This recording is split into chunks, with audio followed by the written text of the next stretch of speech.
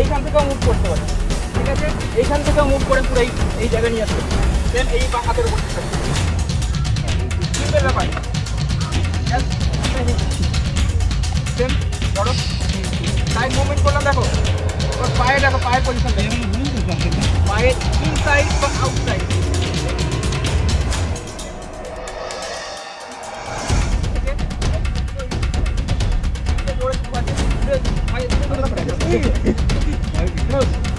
এখান থেকে দেখো, এখান থেকে হিট করতে পারছো, ঠিক আছে?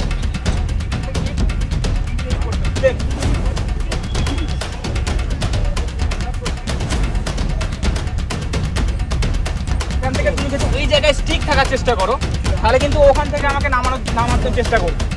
কিন্তু ওর সঙ্গে যদি আমি কি করি, ওর যেদিকে নিয়ে গেছে তার সঙ্গে আমি যদি এদিকে আসি, তাহলে কি হবে, আমার হাতে কিন্তু প্রেশারটা ঠিকভাবে দিতে পারবো না। তো সেম এখান থেকে এই আসছে, এই টার্ন তার সঙ্গে